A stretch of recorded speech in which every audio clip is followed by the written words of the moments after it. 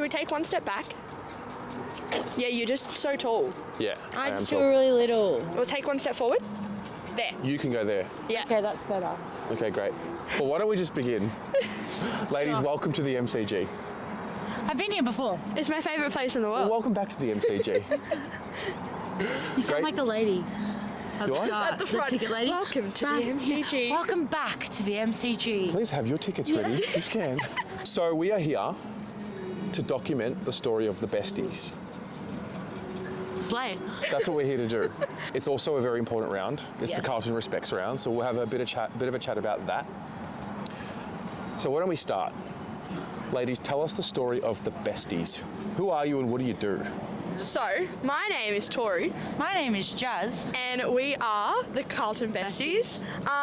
The Besties now, we go far and wide these days, but how did the Besties start? Pretty much. We'll go from the beginning. I had to do a uni assignment. I interviewed Terry. We had a chat. I do media.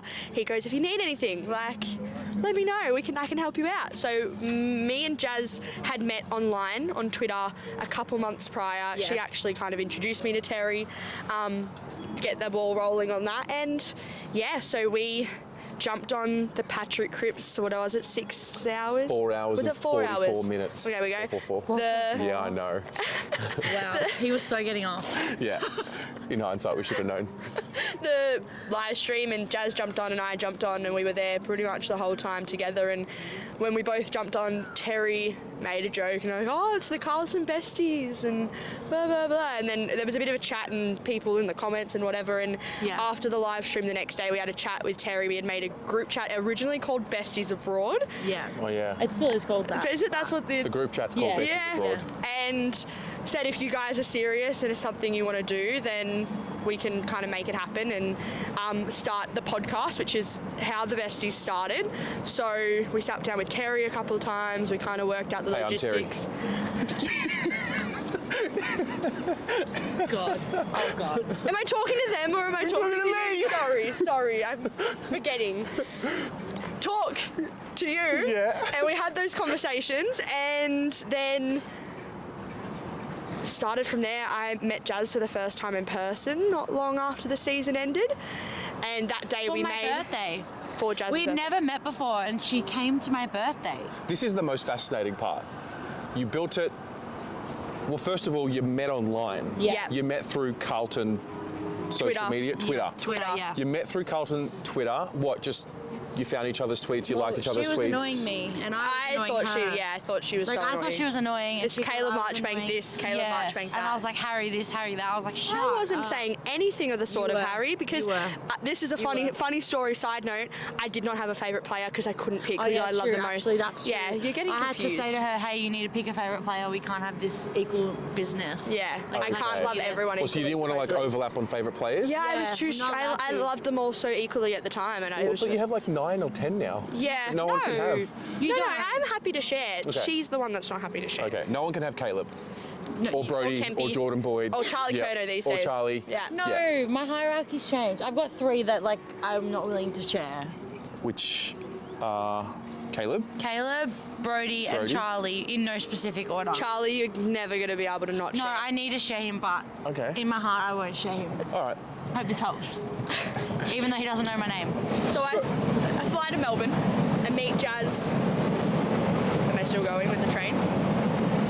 Yeah. Okay. Fly to Melbourne, meet Jazz for the first time for her birthday. Yeah. We make the Carlton Besties Twitter account and start kind of promoting something we're going to do. People already knew me and Jazz on Twitter, Yeah. so it was a pretty easy transition on there. And it kind of started growing from there, just tweeting about things that were happening in the off season and all of that stuff. And we got a bit of hype. We announced the podcast. We actually released Besties merch jumpers before the Anything. podcast even came out. And yeah, it essentially started from that because we're just two girls that know a little bit about footy and wanted to talk about it. I remember there was so much energy around what you were doing on Twitter before the Besties Yeah. was established. And I remember thinking so specifically, like, what's the problem here? Like, why? There used to be so much drama and there used to be a lot of backlash, and like you would tweet something or you would get involved in the banter and it would sort of turn personal. Yeah. Not much of that has changed, but I remember thinking at the time really clearly, like, what's the issue here and why is it so complicated? Do you want me to break it down for you? Yeah, break it down. We are women. We are women talking about a man's game. Yeah. That's what it is. And we're moving into this, it's crazy to say that we're moving into a new world where everyone can talk about footy, free of any like rules. But I found that Twitter became what Facebook was, and people sort of moved to Twitter. Twitter used to be a really cool place. Yeah. You know what? It's not just Twitter. It's everywhere. It's everywhere. I think that's... Twitter's like- definitely the worst of it, especially for us. We find the worst of it on Twitter. We Yeah. don't really dabble into Facebook much, but I was going to that's- say Instagram is probably the safest space That we've for found. us, yeah. Right. 100%. I think it's the demographic too, which you don't want to go on to people's ages, but our Instagram demographics, like Quite the young. 30s and unders, Yeah. mostly, Yeah. where your Twitters is pretty much any Anyone. age. And same with Facebook. Yeah. Yeah. So interesting. And I remember thinking, if only you could channel this energy into something. Well, And I remember having a conversation with the two of you, and I remember being a little bit worried, if I'm honest. We sat down for dinner. Yeah, I remember being a bit worried for a few reasons. Number one, because like this is a dangerous space, Yeah. so to speak. Put yourself on camera, or if you record, get yourself out there. For good or for worse, it's going to attract. I mean, it attracts good and bad. That's the truth. And I remember thinking, oh, still young. I mean, when I started making content, I was like 27. So like I had a little bit of skin in the game, but was still quite young. Didn't face the issues that you did. My issues were a bit different. It was just more, just general hate. Like, what are you doing? When you started, like, no one was kind of doing this, right? There was, like, a few people on few it. people. It wasn't, like, a big thing like it Yeah. is now. Yeah. Yeah, a few people. But my version of what you were getting was, what is this? This is stupid. Why are you filming? Is this a school project? Like, Well, now everyone's who do you think you are? Everyone's doing you it. know, like, who do you think you are? Like, filming, talking about the club. That's Terry Degani, by the way. So that was mine. But I don't know. I was a bit older. I'd lived some life. I got some confidence from the life that I had lived. But it wasn't. It was a different type of backlash. Yeah. For you, it's like you don't belong. You're women. What would you know? So there are similarities, but I think it's a bit deeper. Yeah. I think the main thing for us is you have it constantly. I think we shut it out well. Yeah. We're very good at, like, one, not letting it get to us, but two, we don't see it all the time. Yeah. I find Twitter's the place that we probably get it the most. I'm sure there's stuff on Instagram and TikTok, but we probably just miss it, or it's not as harsh. Yeah. They seem to be a little bit nicer on the mean end of that stuff. But saying just at the start, again from Twitter, and then when we first launched the podcast on Instagram, that it was like, this is going nowhere, you're not gonna, like, what do you girls know? Name 5 players, like, tell me what you know. My favourite one. Yeah. Yeah, which is weird because you grew up going to games. Yeah. I Yeah. bet your dad been to a game with you. Like, you grew up watching games with your fathers, I would assume. Yeah. Or just men in general. Yeah. Well, for And- me, my yeah. first game, I was 4 years old. Yeah, it was And- actually, I was And 18 months. Wow. They took me to a game in Yeah. Sydney. Did we win? I think it was a practice match though, but But did we win? I don't remember. I think we did. You were 18 don't months remember. old. Yeah, I know. It was exactly, I think it was exactly a certain amount of time from leading to the prelim and finals and something like, that. I've It got was a the weird most. time. I've got the most vivid memories of Princess Park. Yeah. Like I don't spent have that. so much time there, especially when I was younger, and because my dad used to stand behind the goals of where like the gym is now, on that side there was a stair, like a set of stairs that went up, and then there was like obviously the grandstand bit there, and obviously I was so young and so small I couldn't see shit Yeah. over all these men. So I remember me and my other Carlton bestie used to run up the stairs and we'd sit and dangle our legs off the edge, and that's how we'd watch because we wouldn't be able to see any other way. Yeah. So I've got like the most vivid memories of Carlton, like from a really young age. I've always been into it. I think my first ever season was 2005, where I went every single game. Yeah. Because obviously when you're younger, they only really take you day games. Yeah. So that was me. We moved to Melbourne in 2005, and the first year Dad got AFL membership because I was probably just a bit too young. Like I was 4 in 2005. Yeah. And I was 6. everything. My sisters were still pretty young. Mum was obviously like new city, new place, and then pretty much 2006 onwards, we were every single game until we moved to Wollongong. Yeah. Yeah. Do you know what I find fascinating, and you'll be able to teach me something here, even though I think I know the answer, but I think a lot of people that'll listen or watch. When you talk about men who are degrading you and whatnot, there seems to be this insecurity. They're like, oh, it's not all men.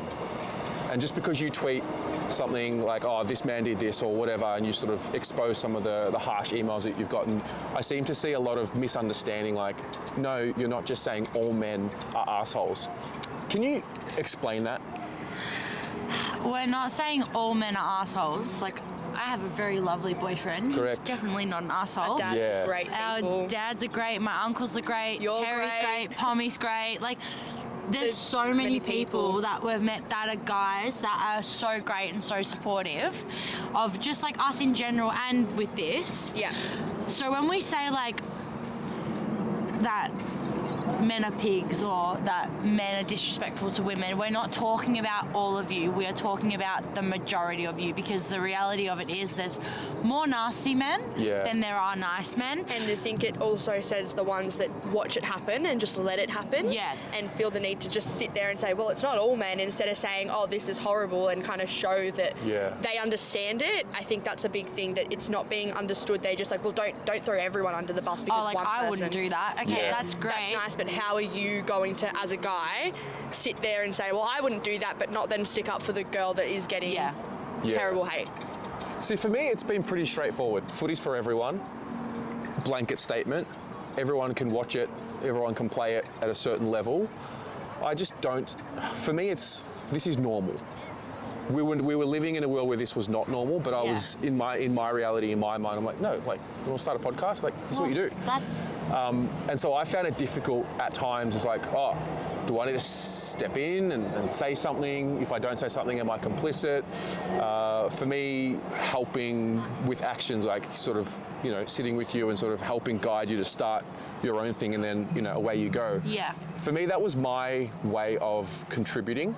I'm a little less of a talker and a poster. I'm a little bit more of a doer. Yeah. So I did find myself at times struggling to understand, like, okay, how can I contribute here? Go Blues. Go Blues. So I guess what I'm asking is, how have you viewed where we are today compared to where we were and where we need to go? Like, has progress been made? What's the best way to help? Can I say? What do you need? Can I? Well, firstly, has it changed? I don't think much. Right. Which is terrible. I think it's the awareness side of things. I think having the girls there and seeing so many other girls get involved, for us, we feel like it's at least the voice is starting to be heard a little bit. Yep. But has the hate changed? Has people's comments changed? No. But they tend to be always the ones hiding behind a profile, a fake name, a fake email address. That if you want to be a coward, just say it to our faces, essentially. Yeah, come meet me outside gate 3 and say it to my face. Catch me outside. Catch me outside. For me, when I was younger, because the footy was so normal in my routine, like my weekly routine, and it was just something that I always did with my dad, I didn't notice it. Yeah. But it was once I got older, and probably, I reckon, high school, and where I would like talk about footy at school, and they'd look at you sideways, like you've got no idea. So when you're really young, you're a little bit oblivious to it, and it's normal. And I also think you're just kind of you're in your own kind of world. protected as well by the people you're with. Like, you're going with your family. I feel like that doesn't affect you as much. If I'm standing with Dad, 9 times out of 10, no one's saying a word to me, because I'm standing with a big Greek guy that will probably punch you in the face if you try. Whereas when we just go alone, there's more people yelling at us. If we're just wandering, and say the incident after the Pies game, you're open to anything when you don't have someone else around with you. And that's scary, that we have to take my dad everywhere we go, or take your dad everywhere we go, to make us feel a bit safe doing something. Oh, Terry, of course, but to make us feel a bit safer. Well, I'm running to the fan cam. I'm like, I'm sorry. We never get Terry on post game. Yeah. I've had him once. After the final. Semi-final. I had nothing to say, and I'm just like. And he just hugged me, and that was it. I gotta go. I gotta go. Interesting. So, Carlton respects. What do you reflect on it? And what does it mean? I mean, it means a lot to. Well, it means a lot to us. Probably even more now, than it did before we kind of did the podcast and everything. Yep. I think because, again, we weren't in that public space where people were seeing what we were doing and they were hearing what we were talking about. Sure, we might have posted a tweet here or there, but it was never, you have a 40-minute episode a week that people can sit there and watch and listen to and tell you know nothing. Whereas now, I think, in a way, they have that opportunity to talk about it more, that we reflect on, hey, the violence against women and gender equality and all of that isn't just in person. It's not just the verbal abuse, the domestic violence, all of that. It's online, it's psychologically, it's all of that stuff as well. And I think we've noticed that more since being on a platform that's bigger than just being individuals might post a tweet or two every week. Or every day. Yeah. Like, we feel like we have a platform now to bring even more attention to the issue. Which also then attracts technically more people wanting to say stuff, but I find the bigger it gets, the more the hiding starts from the people saying it. So you might get the 100%. people with their name and faces early on, but they've all kind of gone away, and it's the ones that are hiding behind the fake names and the fake email addresses. I mean, part of it is the lack of understanding. Yeah. Part of it, I think, is an older school mentality of, you know, footy's for the boys, not the girls. Part of it, I also think, I mean, you know, when you're getting into online stoushes, you'll throw some banter out there about Collingwood or whoever. I don't want to single out a club because people are going to think we're just like targeting Collingwood. Any club you talk about, you'll throw some banter out there. And what I find happens, men and women, people go to personal attacks. I think the easiest personal attack for a woman is, what the fuck would you know? Get back in the kitchen. You know? Woo. That was really funny because I copped that the other night, and it was really funny because I had actually just cooked baklava like an hour before, and I'd forgotten that I hadn't put the syrup on. So I was like, oh shit, like I've actually got to go. Reminded me. Thank you so much. Gotta go. Now it's like it came out perfect. Probably the most perfect baklava I've ever done. Thanks for reminding me. So thank you, anonymous person that we don't know who you are, but thank you. Thank you for that. Well, look, it's been a fascinating 18 months since the beginning. I was confident that you girls would be great. Women, I should say. You're not girls anymore. You're adults now. I'm still a girl. I like being a girl. Okay, fine. And I just think what's happened, I think probably more so in the last 6 months. I think your first year was like finding your feet, like we were saying, do your first 10, 20 episodes, find your feet, find your voice. And I think now you're starting to see the benefits and the impact. I know a couple of people that have reached out to me specifically and said, it's because of those girls that my daughter now comes to the football. So you might have thousands of people watching your content, thousands of comments, but I think the more important part there is what you're enabling for younger girls who are not into the footy, who then become, you know, attracted to come into the footy with their family, mum and dad, etc. And I think that is what is going to, you know, be the pillar of your legacy. Agreed.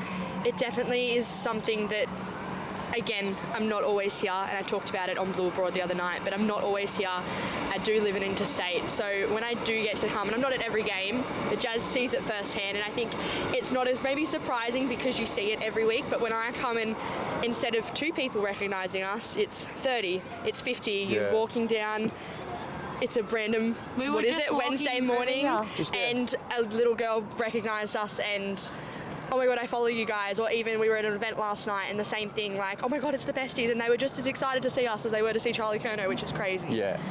Yeah, and that'll come. That's another element of what you're doing, which can be dangerous. You feed into it too much. But it's nice in the sense that it's not so much not so much just being recognised, but it's the fact that they're watching. And they know what we're talking about. And I think it's when it's the younger girls, which is essentially the audience we wanted to make this for, so they know when they're growing up that they have a safe space to talk about football, that when we see that and we hear that, and I listen to the podcast every week, or my daughter loves you, or my son loves watching you, because I think it's also teaching the younger male generation that it's okay. And normal. You can, it's a normal thing that what's happening, and join in and be a part of it instead of being a hater. That's the other part as well. I think where we are right now, we're in this transition phase for it to be normal. This won't be a conversation as heavy, hopefully. That's the hope. The fact that you are girls making footy content, it's new, let's Yeah. be honest. When this gets normal, that is where I think the impact comes. But for now, there's a reason why it needs to be highlighted. There's a reason why it needs to be celebrated and acknowledged, because this is new. You're breaking ground. And I think that's where we are in the history of time. You know, in 30 years, I hope to see plenty more girls creating content, whether it's Carlton or other clubs as well. But I think where we are right now is conversation has started. If we bring it to Carlton, you know, Carlton Respects program. Hey, mate. You know, Carlton Respects program. You know, we're going into our 9th game right now, ninth season of doing it. Start the conversation. We're only a year and a bit into Carlton content creators. Like, this is the very beginning of the new frontier. I think it's a really important part of what we're doing with Besties Footy and Yes. expanding that we have girls, all the Besties we have at the moment, again, we met majority of them on Twitter Yeah. Majority, and online. And I think it's sad that they're also ones that want to have a voice and that we're being shut down, and we're like, well, you support another team, so come with us, let's do this together and let's grow this thing to where it is today. And I think we've had interest from other sports and things like that I think it's always in the future to talk about. Yeah. But I think it's a big problem in the AFL. And there's obviously problems elsewhere that say if we were to do netball's a women's sport. That's what they always say. And I don't know, opening up to a different demographic or whatever we want to do to try and push that even just as a sport, because what the Besties do is kind of cool. Well done. Thank you. Cheers. Thanks for bringing light into the Carlton community, but now the footy community. I think it's much needed. Not everything needs to be analytical. That's the other thing as well I want to quickly touch on before we finish. I'm not a stats analytical guy when it comes to the footy. I'm doing my own thing, documenting my personal journey until the Blues win the flag. Until Until the Blues win the flag. and then after. He keeps, don't listen to him. We'll talk about that. We'll talk about that. But that's the other thing. I remember at the start, I was like, oh, you can't talk about footy. It's not statistical. It's not analytical. I think that's the point. Well, There's I a mean- lot of that already out there. For us as women, it's science. We are more emotional. Yeah. 100% we're more emotional. Bad. And we are more sentimental than Yeah. men. So we take the Jordan boy wore his long sleeve today or he didn't wear his long sleeve today. That's something that affects us. aw. You know, so we're looking at that kind of stuff. We want to know them on a personal level. We look at them and we go, oh, like, we love these guys, not because they're hot, or like if they are good looking, that's great, but Yeah. it's not something that's at the forefront of our mind. Which a whereas lot of that's- people assume that, oh, you're a woman, you just want to go watch the boys. And they're It's like, like- well, no, I want to watch the team, I want to watch the game, and I want to watch how they're doing. But as women, we also want to know, like, they are just people. And until you kind of get to know that side, which we're trying to show everyone, the hate keeps going. So it's not just hate on us, it's hate on everyone, on the Yeah. women's team, on the men's So team. backwards. For us, like when we get to we're lucky because we came up with this idea and it happened to fall the way that it has, and we're really lucky to spend time with the boys that we do get. When we do get to talk to them and stuff like that, it's actually then when we kind of realize who is our favourite. Yeah. So, like Jordan Boyd's a great one. Alex Sincotta, I was really scared of him. Originally, I thought he looked very tough and like scary. And then when we got to speaking to him, he's like so He's a sweet. little He's cupcake. very sweet. And he's so just like nice. He's a lovely guy. And it's like, that's when you start to go, okay, like I love you now. Like put you in my little I think bag. it's just you see a different side. So you might be watching your Charlie Kernos and your Patrick Crippses and your Sam Walshes, who are all amazing and we love them just as much. We do. But I think because we know some of the other ones that little bit more these days, that we sit there and I'm like, I love what they're doing. And you may know, like we could have told you Sync was going to be amazing a few weeks before everyone else saw Yeah. it. Yeah. Kind of We thing. knew this last year. I hope this helps. The other thing to finish off on is, do you think it's weird when people feel the need to comment hate? It's like, if you don't like something, swipe out. Yeah. Block me. Don't watch. Block, mute it. Like, you do whatever choose do. to click the on it. video. Yeah. You choose That's to watch the whole that thing and I you haven't choose to quite spread understood. It's like, you're allowed to not like something, you're allowed to not watch something. Why do you need to make it known as you exit that you, I don't know. It's a bit backwards. But that's an issue for another day. Yeah. Ladies, thanks for your time. No worries. It's been a lot of fun, and you've helped educate me on a lot of things, and I wish you all the best, and we'll do this again in 10 years when we're a little older. Yeah. We'll probably do something before 10 years. Maybe before, but I want next to year. revisit this video in 10 years. Yeah, okay. See how much has changed? We can Yes. reflect. I Yes. don't know if I like to watch it. We might look a bit older by then. Well, I would assume so. And I'm hoping to look young my whole life, Terry. Well, there's Like always a you, way. you look great. Yeah, you look 25. I feel 19. Even better. Go Blues. Go Blues. Yeah.